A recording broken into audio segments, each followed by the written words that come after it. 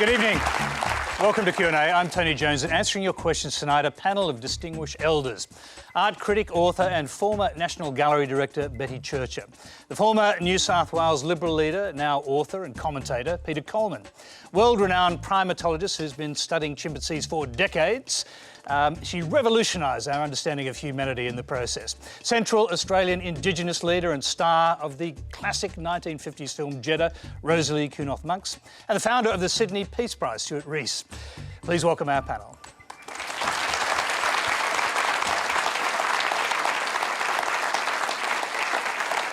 As usual, we're being simulcast on ABC News 24 and News Radio, and you can join the Twitter conversation by using the Quanda hashtag on your screen. And if you have a live question, add @Quanda to help us find it.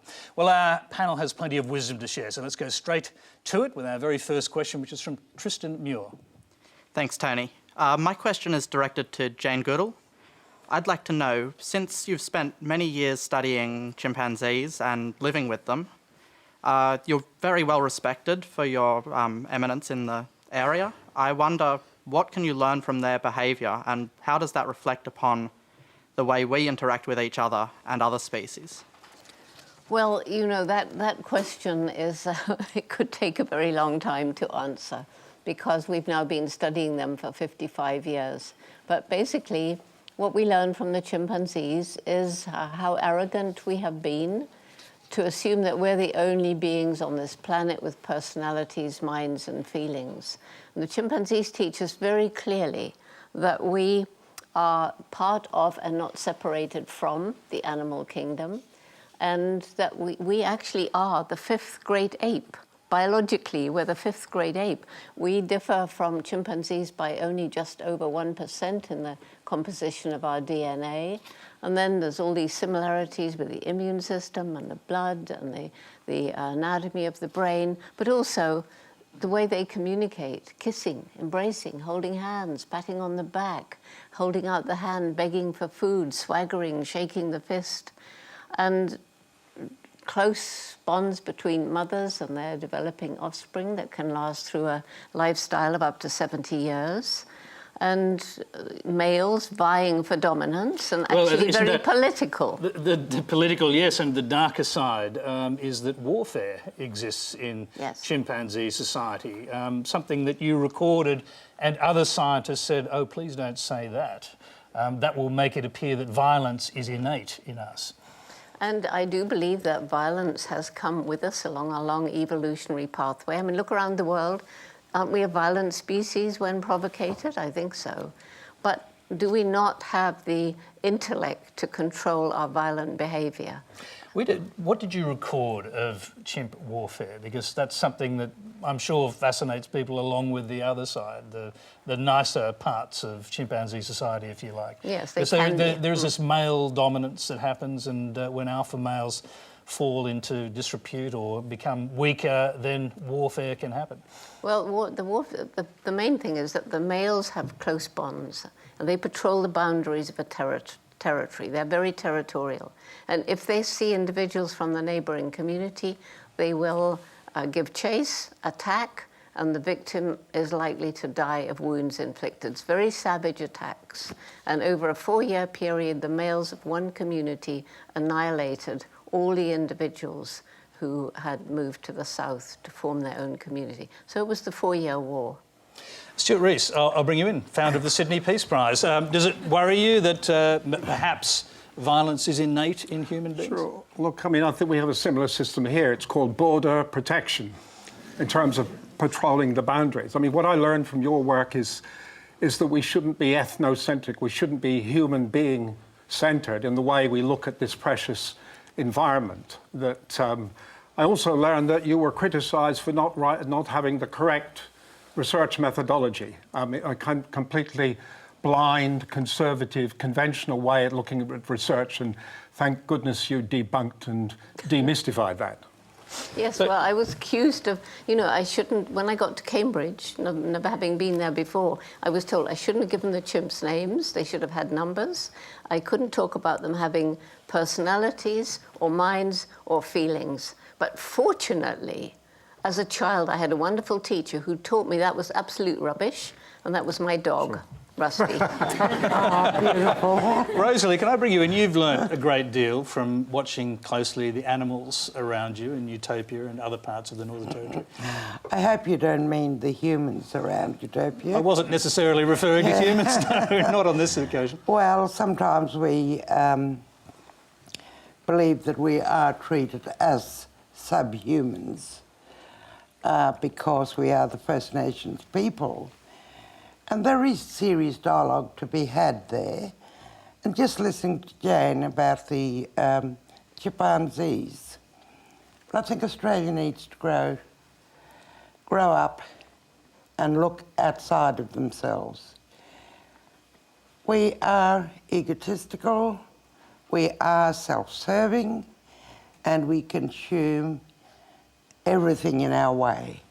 So just looking at the animals that Jane, thank goodness, has brought to us, we also need to learn from each living species before we destroy every species that's around and we're the last one standing. Are you suggesting that human beings are not as evolved as they think they are? I don't think so. I think they are. But I think the way we're destroying really quickly a lot of other species here. We've had some very unique animals in Australia.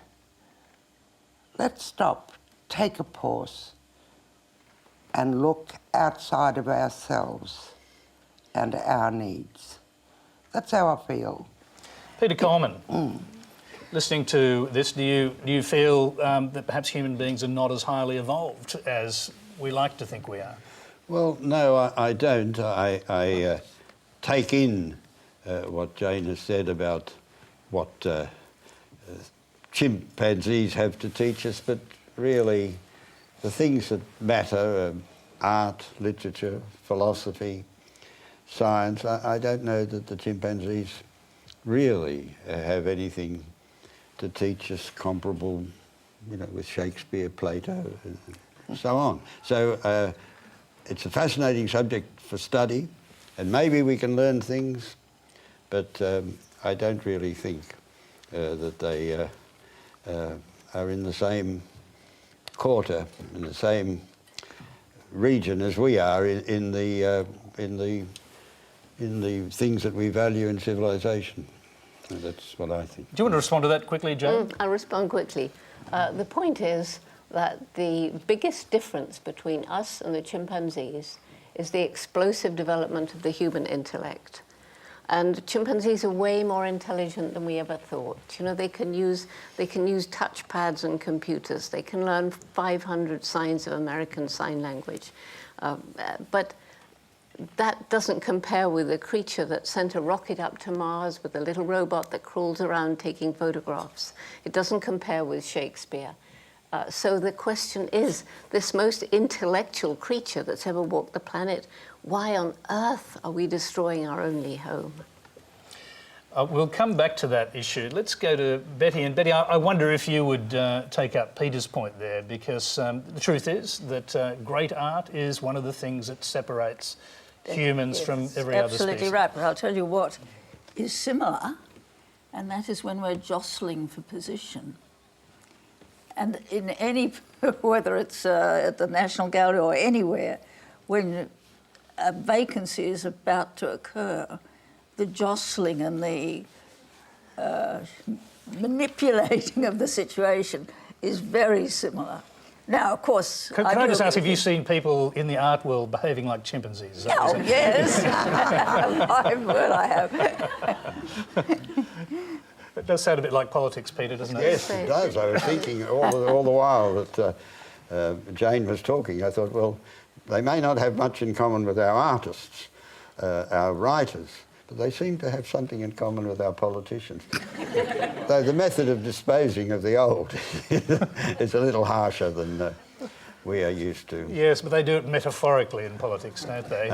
Let's move on. That's a good chance to move to our next question. It comes from Sid Smith. Thanks, Tony.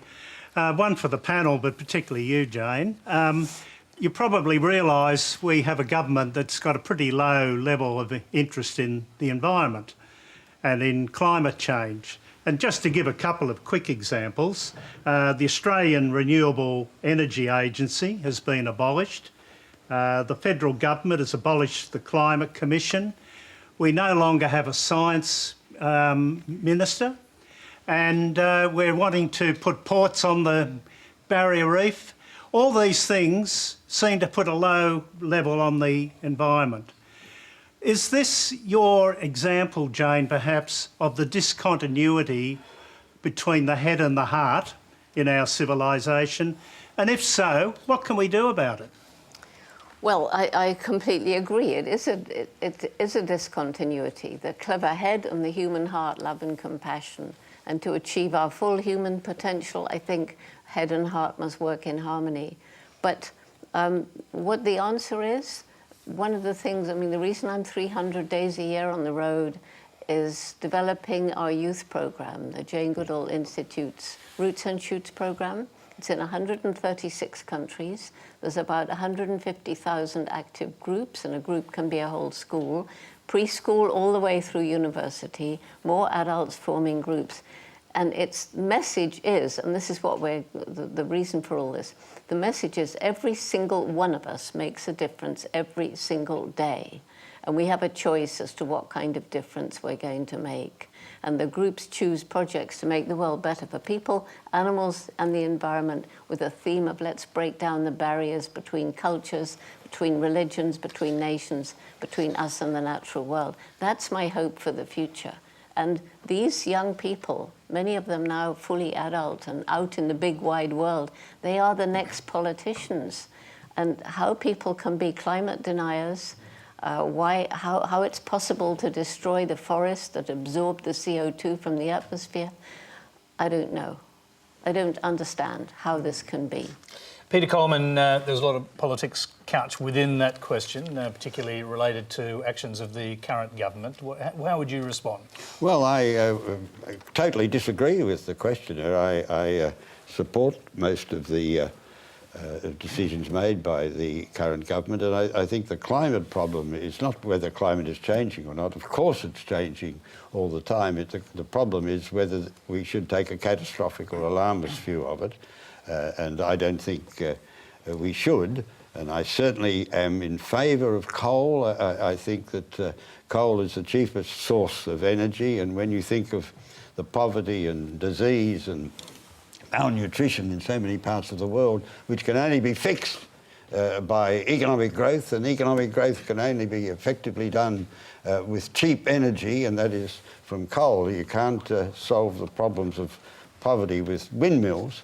So the questioner and I are in different corners, and I don't take the question as seriously as he obviously intends it to be. I'm going to bring Jane back in just for a second here, because I think you said your message to politicians is, do you really care about the future of your grandchildren? Do you want to have a crack at persuading Peter that he needs to think more carefully? Or the grandchildren in the poor parts of the world, and the diseased parts of the world, and the poverty-stricken parts. Yeah, we work with alleviating poverty in 6 African countries, and you know, the point is, yes, maybe coal can give us cheap energy, but at the cost of destroying the environment.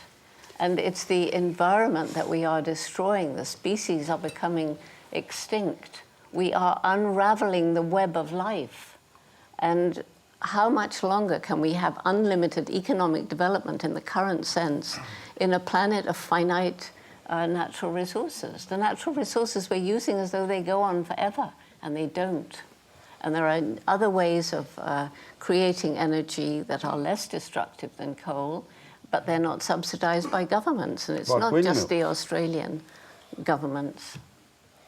Wind.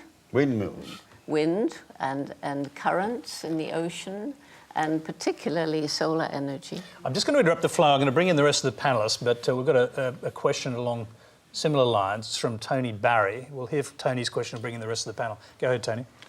Thanks, Tony.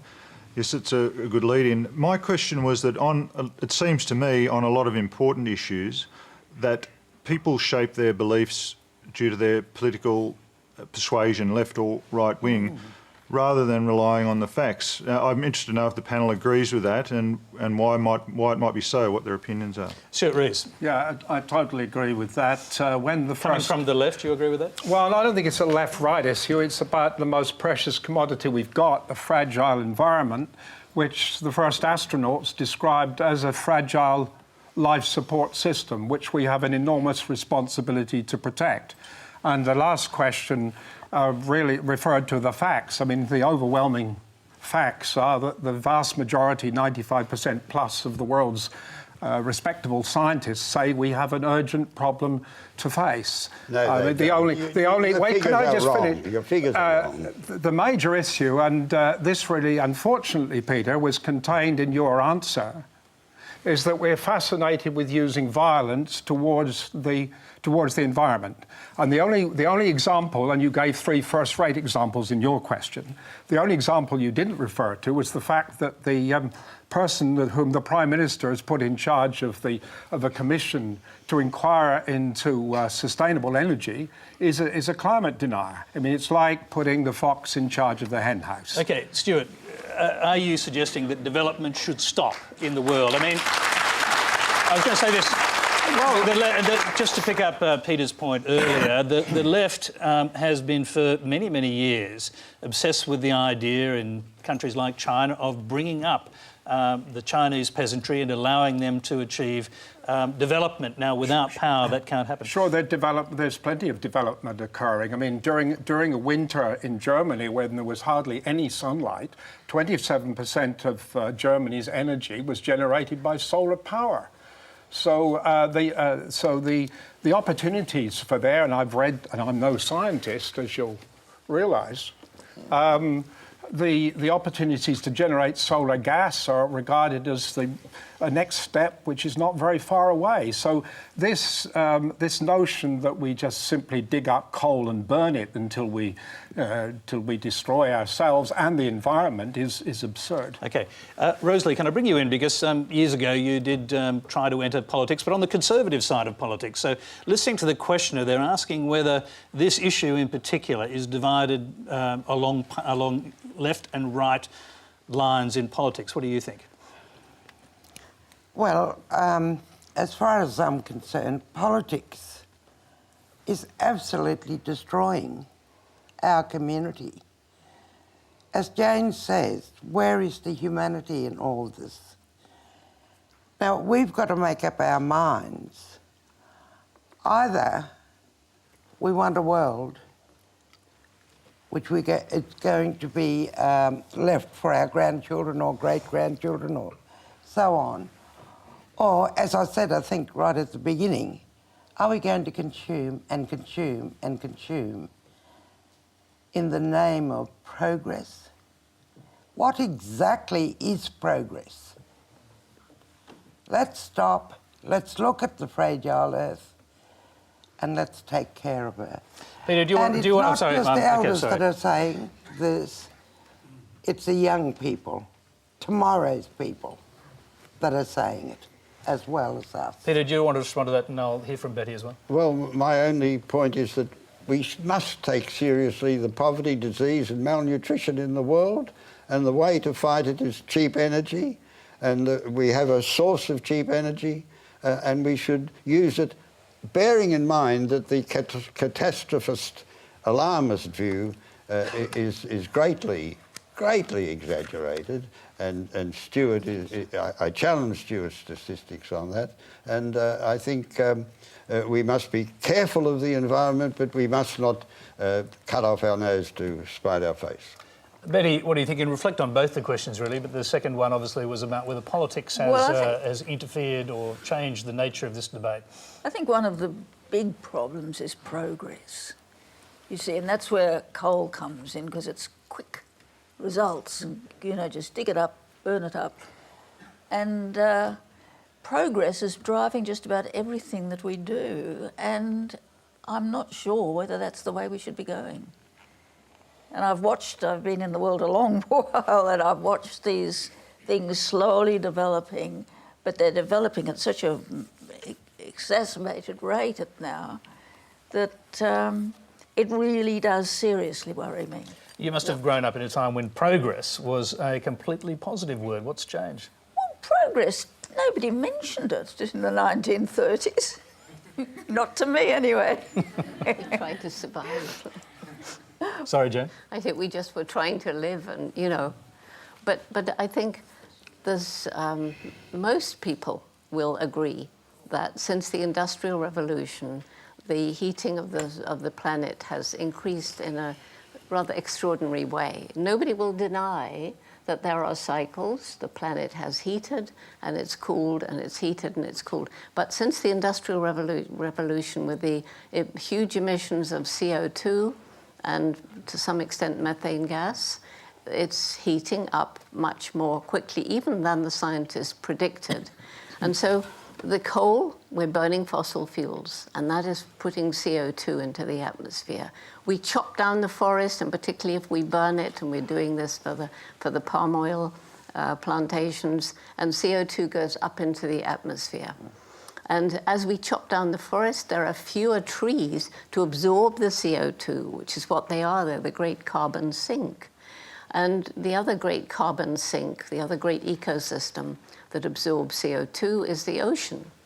And as more and more CO2 is in the atmosphere, the great kelp fields and grass meadows in the ocean cannot use that amount for photosynthesis. So it's dissolving into the water, and this is causing acidification.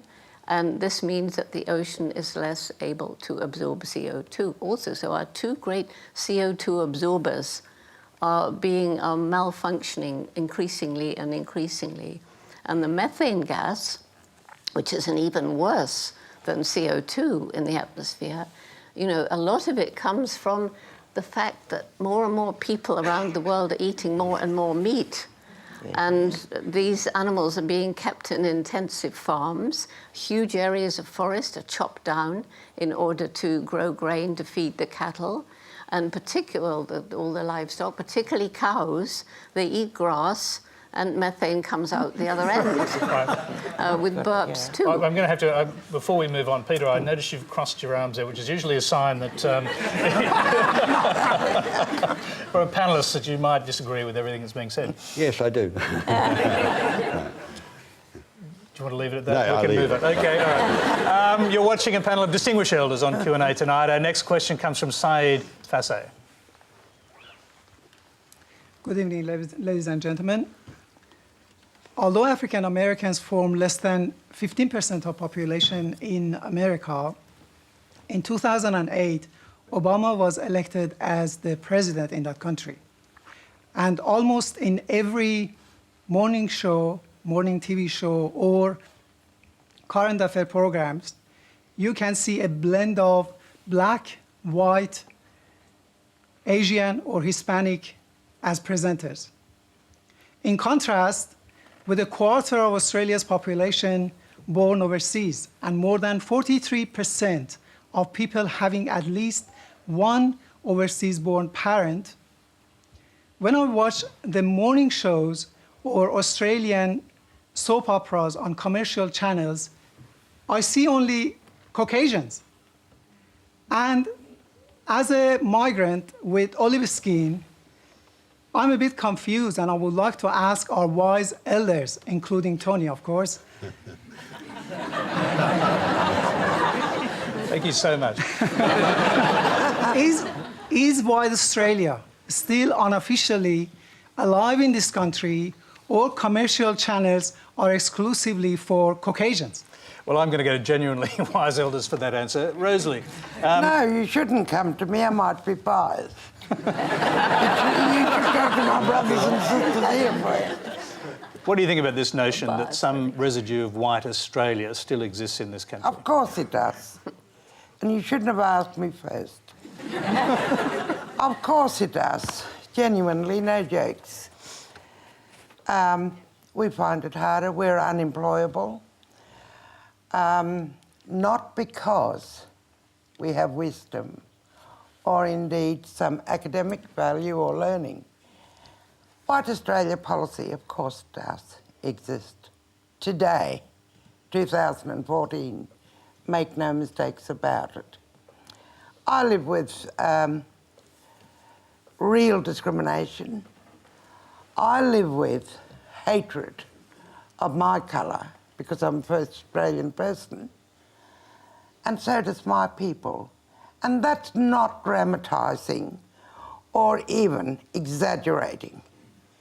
We have a Minister for Aboriginal Affairs. It's exactly the same as Native Affairs. So I've lived for over 70 years under a regime and a system that not only destroys my culture, but also me as a person. We do live under trauma. Just look back to 2007. One of the most horrific control was put on us with absolute lies. We were all pedophiles. Look at Mudijulu. That was a lie. Absolute lie. So, Tony, you shouldn't have asked me first. Well, I'm going to take... Can I put it this This way? really does affect me. Can I put it this way? That's the picture of that gentleman who's asking. Yes, olive skin. I still say this is my fellow human being sitting next to me. His colour is different to mine, but maybe he's better than the policies that are churned out by the federal government. I'm not saying white Australians are racist. What I'm saying here is the policies that come out of the federal government. Enough is enough. We don't want it anymore. We want to take a journey, each human being in Australia, and find the truth and find some justice with the First Nations people. Thank you. Rosalie,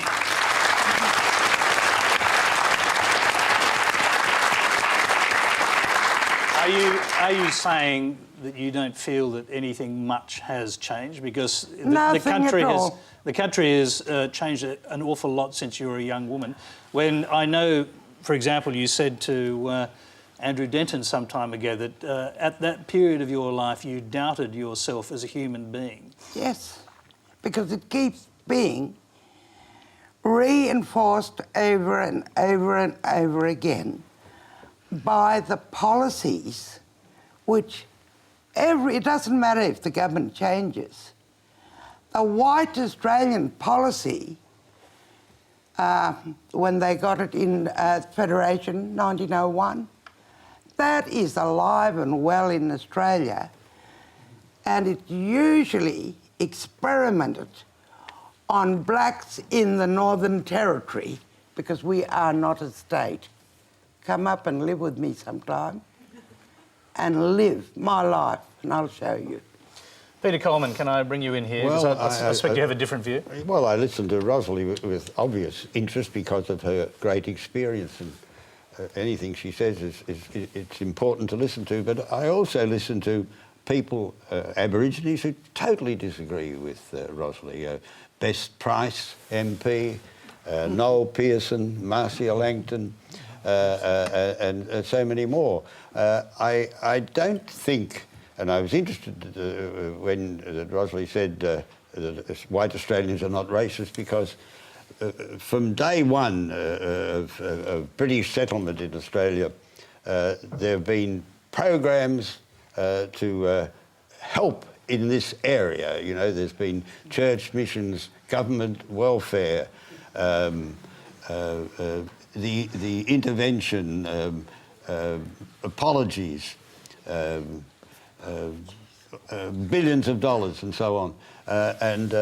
The problem has not been solved, and it's not going to be easily solved. My own solution, my own policy program would be, in contrast to all the dud policies that we've tried out, is assimilation and integration, by which I mean the full Monty, not just schooling or something, but intermarriage, all forms of integration. And even then the progress is painfully slow. But it's heartbreakingly slow. But at least there is some progress with the policy of assimilation, and to attack the white Australians who are determined to do something helpful is the wrong way to go, and I think assimilation is the right way to go. I'm going to come back to this side of the panel. I just want to hear from Betty, sitting there, listening to the young man up there who asked the question. You can reflect more generally, if you like, on the notion that racism still exists. I'd like to reflect more generally because I think it's a very good question. And I grew up in Australia in the 30s, and it was white Australia. The Aborigines weren't there. Invisible. Where were they? I don't know. Not anywhere near me or where I was growing up.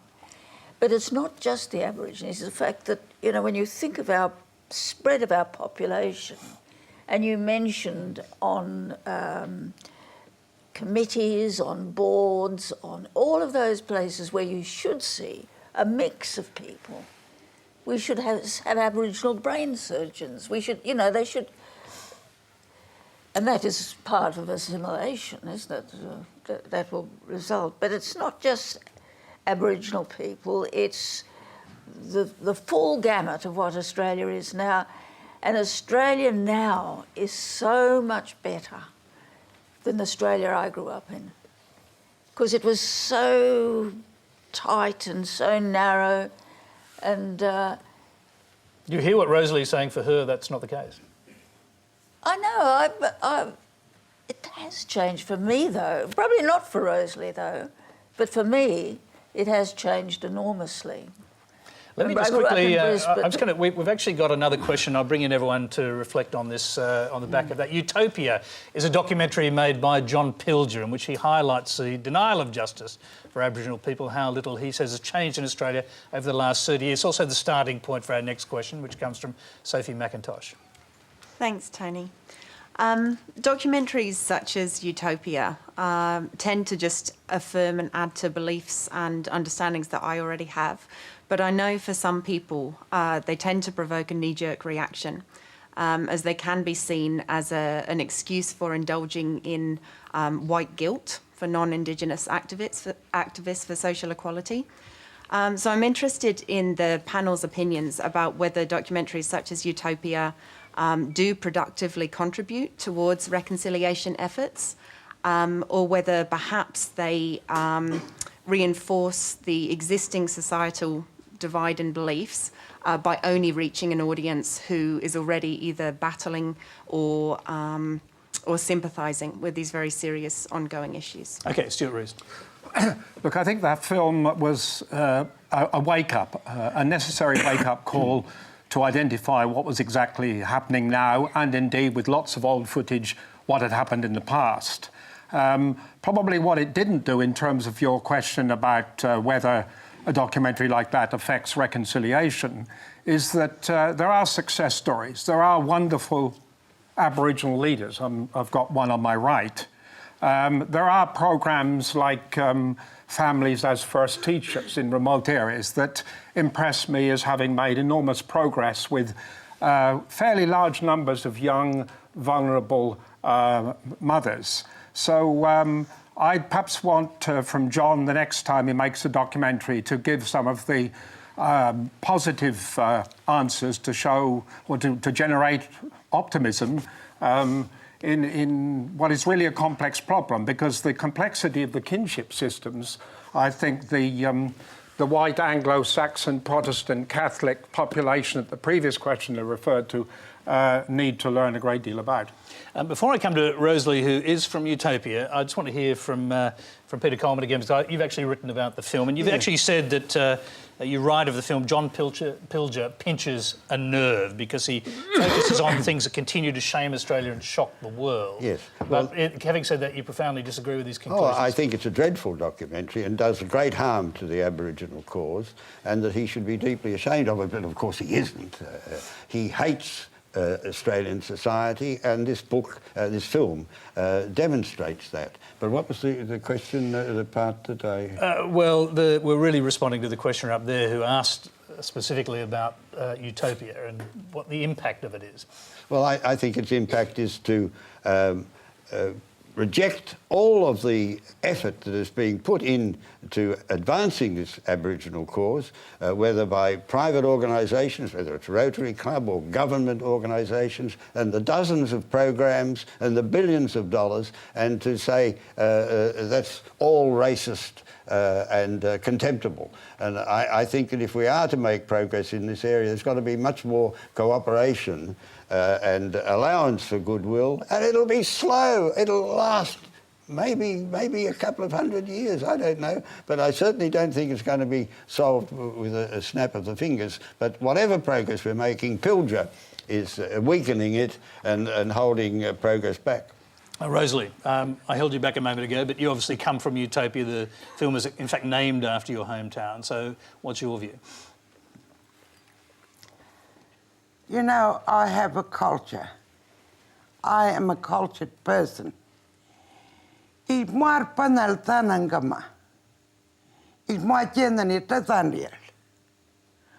am not something that fell out of the sky for the pleasure of somebody putting another culture into this cultured being. John shows what is an ongoing denial of me. I am not an Aboriginal or indeed Indigenous. I am Arunda, a Yawara First Nations person, a sovereign person from this country. I didn't come from overseas. I came from here. My language, in spite of whiteness trying to penetrate into my brain by assimilationists, I am alive. I am here and now, and I speak my language. I practice my cultural essence of me. Don't try and suppress me, and don't call me a problem. I am not the problem. I have never left my country, nor have I ceded any part of it. Nobody has entered into a treaty or talked to me about who I am. I am Arunda, a Yawara female elder from this country. Please remember that. I am not the problem.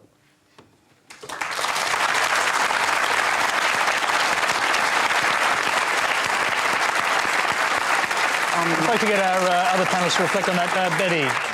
Well, I was just thinking the Arunda people have produced, I think, Australia's probably greatest artist, Emily Carmen Warrior. No, Betty. Emily Carmen Warrior is a Yawara woman. Oh, I thought she was Arunda. From Utopia. And yes, she's not Arunda, but Arundic language. Yeah, that's my mother-in-law. She was an Arunda speaker, though, wasn't she? My mother-in-law, yep. Oh. Well, anyway, it's just this woman that we're talking about, Emily Carmen Warrior, is that how you say her name? Yes. Emily Carmen Warrior is probably the greatest artist and most original artist that Australia has ever produced. Yeah, and she had a hole through her nose. For ceremonial reason, she put a bone through there and strong. But she had an absolute instinct. If you see any film of her painting, she takes the brush and she puts the brush into the white paint, and suddenly you realise she's not there at all. She's down under the ground where the yam roots are growing, and it's got this absolute magic to it. And then when she can't reach any further, she just gets up, moves up, sits herself down and starts again. But it all links magically together into this wonderful network. That's what we are, so close to the earth, to each and every living species that there is. I am a carpet snake. I am. Carpet snake, you know. Emily was just... Non-venomous snake. But what I wanted to say about John Pilger, John Pilger has done us a favour. He has shown us there was a man that was thrown in the paddy wagon, a human being, roasted in there while they drove. In the Northern Territory, in Alice Springs and Catherine, it is a police state. Police state. And we are terrified. What's happening out there, unbeknown to the rest of Australia, is not pretty. And it takes a man like John Pilger to have the courage to expose that. And for us to have a look at it, not get head up about it. And as far as I'm concerned, when you talk about the Marcia Langtons, the Noel Pearsons, or whoever else people talk about, they are people that have been assimilated. They live in the mainstream.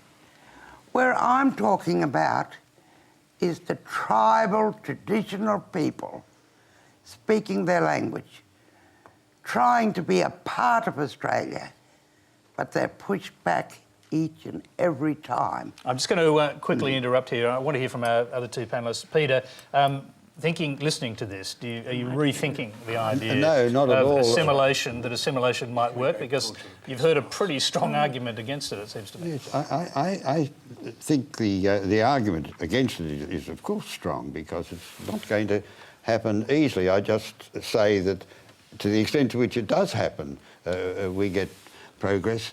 Look, the problem is profound, and the solution, the failure of the solutions is heartbreaking.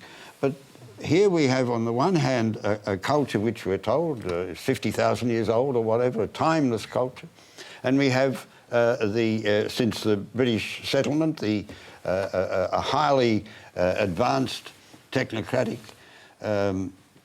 civilization, and how you integrate the two is what has baffled everybody for the last over 200 years, and it's not going to be solved in the next 200 years. But it's not a matter of simplified solutions of just abandoning racism or whatever it may be. It's going to be slow, and it's going to be full of disappointments. But it's not a matter of an easy solution.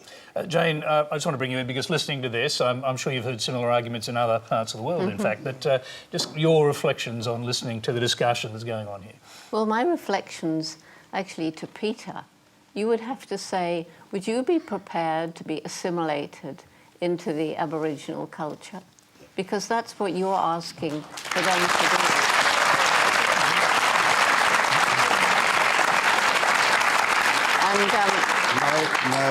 I think that integration of the two cultures is the way ahead. But I think, I'm afraid, I believe that science and technology and any form of progress that you can mention is the way to go, and it's the way of assimilation, and it's not. Look, we haven't even talked about the problems of violence to women in the traditional Aboriginal society. We haven't talked about alcoholism. We haven't talked about diseases. We haven't talked about child abuse. These are the myriad problems that we're trying to deal with, and all that Pilger does is make these things worse. But are you suggesting that these problems are only in the Aboriginal communities? They're in the inner city. Of course they're not, but they're major problems. Can I just remind Peter that we actually, a few years ago, gave John Pilger the Sydney Peace Prize because it's because it's about peace with justice. Which, and even if you divide what John has done in films and books by a factor of 10, you'd still have to say that he'd made a major contribution to our understanding of justice. Okay, all right. I've got one more thing. Yes, go. And that is you have the authority. one of the goals of our Roots and Shoots program is breaking down the barriers, and we've been working quite closely with a number of Aboriginal communities here in Australia, with Native Americans in the US, with First Nation in Canada, and with the Pygmy people in Africa. And when you get young people together, when we send children from, a city into an Aboriginal community, working in Murray this was, and the other way around, and they learn from each other and they respect each other. And this is how the future is going to be. It's going to be our young people learning about each other, respecting. To me, respect is one of the key words here, respecting each other's cultures and traditions. And, well, I believe we've even done this with Israelis and Palestinians, and had the young people who wouldn't look at each other at the beginning of this week they spent together. At the end, they never separated, and they're still talking about how to make peace. Reconciliation's probably a go. Okay, you're right. You're saying. Go ahead. Seeing we're controlling him on the way to accepting each other's cultures, there should not be policies that dehumanise. And that's what's been happening in Australia. Yeah. Thank you, Rosalie. Well, you're watching Q&A, a passionate, live and interactive discussion. Tonight, we're asking you to help choose a question for our panel. If you're on Twitter and following @Quanda, check out our last 2 tweets. Each is a potential question. Choose the question you prefer, then retweet it. And we'll put the most popular question to our panel shortly. First, let's go to a video question. This is from Lyle Chittleborough in Upper Sturt, South Australia. Does the panel agree that it is the major responsibility of art to bring people to passionate awareness of reality? Has art in Australia succeeded in doing this? Or does the panel consider that the arts in Australia have largely succumbed to egotism, personal indulgence, or the demands of a populist entertainment industry? Betty, I think that's one for you. You can, certainly. The arts in Australia have done an enormous amount, I think, to bring people together, for us to understand who we are and what we are.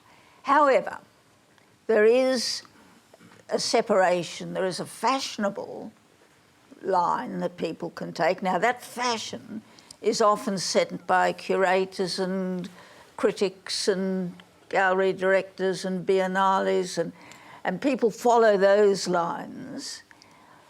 The people that follow the obsession, I always remember Margaret Olley said to me, "I'm terribly lucky, Betty, I was born with an obsession." And she was born with an obsession. And those are the people that get to the very heart of what Australia's about. And Arthur Boyd, another one. But it saddens me when people are just concerned with the current fashion. Brancusi said, "I don't aspire to be in fashion." He said, because what's in fashion must go out of fashion. And that is so true, isn't it? And that sort of scrambling to see what's in the next biennale or what's in the next, and getting it together, they're cutting themselves off from the real joy of art, I think. Betty, let's focus on the other part of that question. The prime responsibility of art is to bring people to a passionate awareness of reality. And I have to reflect on the fact that you've been struggling to retain your eyesight. So I'm wondering, first of all, if you could tell us how that must feel, since you've devoted your whole life, really, to the visual arts, to feel something slipping away like that? Yeah, no, it's not. One's gone, but the other eye is holding. That's exactly why I draw, why I write books, to get myself in absolute contact with the work of art. When I'm drawing it, I just lose myself in the work. And it is to make that contact with reality.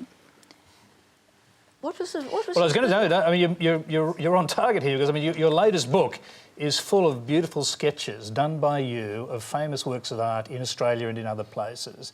And as I understand it, what you're doing is imprinting these in your mind. If you lose your eyesight, you just have to close your eyes and bring them back. The first book I did was exactly that. I thought I was going to lose both eyes, and I got terrified. I thought I'll have to hurry back to Europe because some of the things I really wanted to see were in the National Gallery in London, the Prado in Madrid. So I went back and I drew like a maniac because I wanted to imprint them. And now I realise I could actually sit down and draw them now without having them in front. There's so much part of my psyche. And the question that the person asked, though, was to do really with the fact that is it affecting our society, I think. Is that what you understood it to be? Well, yeah, I mean, the questioner was asking whether fashion has overtaken the real value of art, I suppose, whether fashion and popular culture somehow is subsuming what's beautiful about it. It's in danger. Well, it's in danger. I hate to see young artists scampering after fashion, you know, because I think Brancusi is right. What's in fashion will go out of fashion. And when it goes out of fashion, they're left it's like a rock pool when the tide goes out. There's nothing there to sort of feed them. Well, I've got to say we're running out of time, very sadly, but let's go to our next question, because this was chosen by you through Twitter, and it comes from Zoe Thompson. Thanks, Tony. My question's to the panel generally. The current budget seems to place an unfair burden on young people. The proposed changes to higher education are expected to increase fees, leading to a bigger debt burden for most. Young people also have to contend with the prospect of being locked out of the housing market, especially in major cities. And as we've already talked about, they're inheriting a huge environmental problem. As a mother and a high school teacher, I know that young people feel uncertain about the future. Are the burdens of today's young people greater than in the past? Greater, for example, than when you were young people? Stuart, we'll start with you. Yeah, certainly they are, because when I was brought up in a period of nowhere near, what certainly wasn't economic prosperity, but we hadn't discovered the market. We hadn't discovered the notion that and all the students here are simply commodities. On Q&A last week, we had a politician and an economics journalist saying and trying to reassure the audience that the major problem of this country was debt. Well, it is debt, but in terms of your question, it's actually a moral debt. It's a moral debt that we need to get rid of regarding the treatment of Indigenous people, regarding the treatment of asylum seekers, regarding the treatment of the young unemployed and the mentally ill, let alone the vulnerable people around the world whom this current government treats with complete indifference. People in West Papua, the Tamils of Sri Lanka and the Palestinians in the Middle East. So, yes, unfortunately it is because of this absurd mantra, this absurd notion that the market is king, and you've just had a commission of audit who said that the future is about competitive federalism. It's not, it's about a common humanity. Tony, can I say something on this?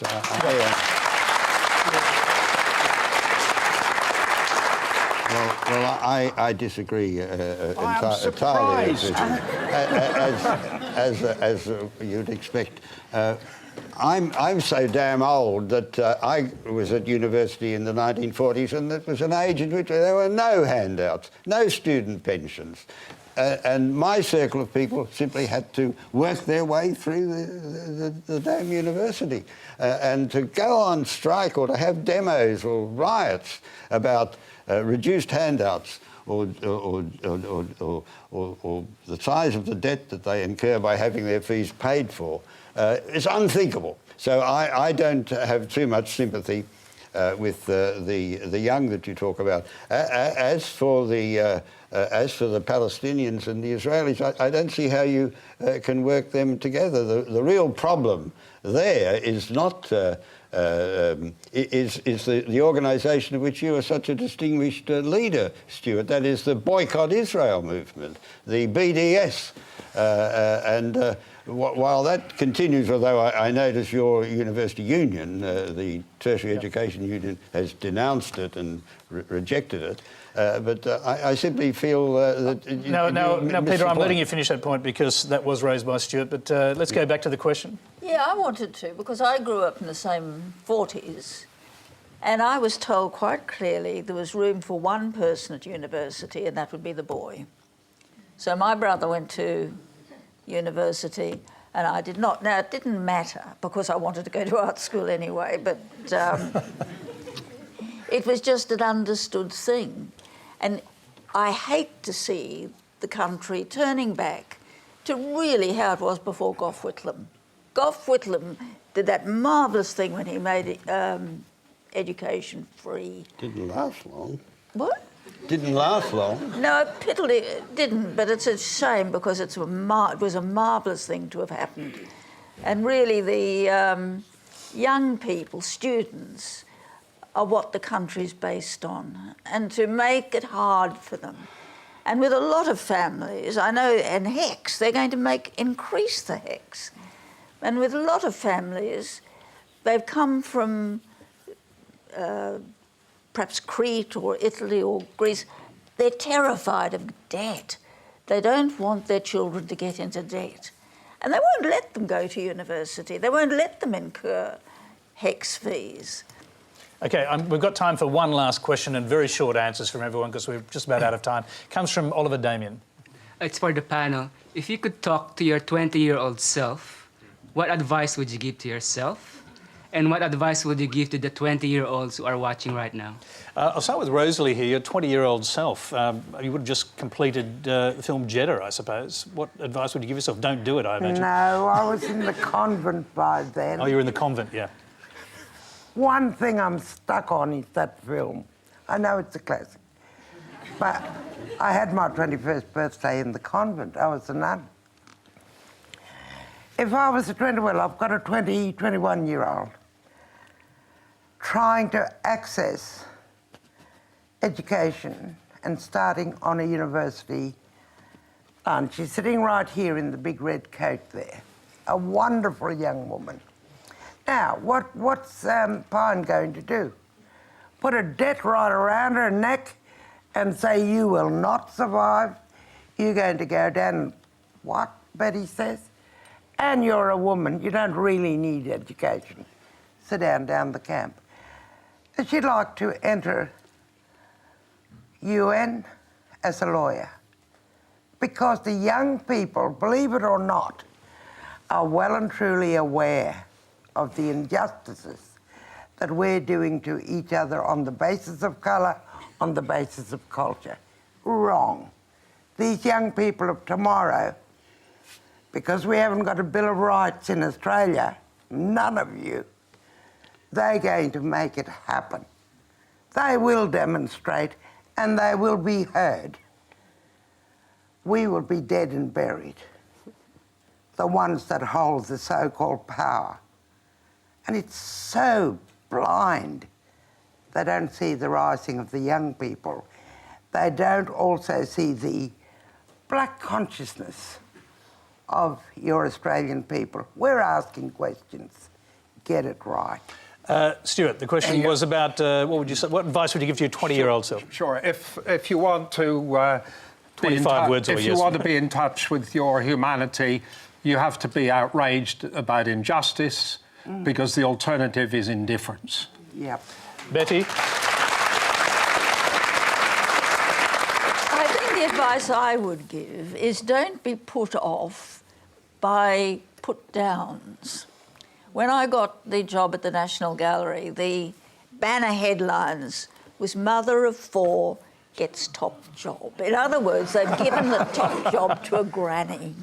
I thought, right, I'll show them what a granny can do. But that really put me off a bit. But don't let it put you off. Peter, have you got any condensed thought here? Yes, I would say to a 20, 21-year-old, follow your star. Don't do what your mum and dad say. Don't do what the market says. Don't do what society says, but follow your star.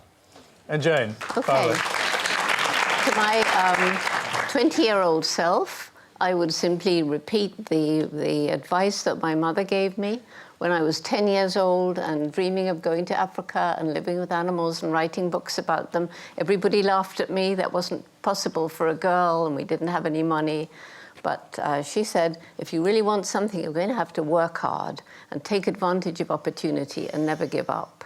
And this is exactly the advice I would give to any 20-year-old now who, and this is what we do all the time. This is the whole message of Roots and Shoots. We're trying to empower young people to understand the problems, roll up their sleeves and take action together to put them right.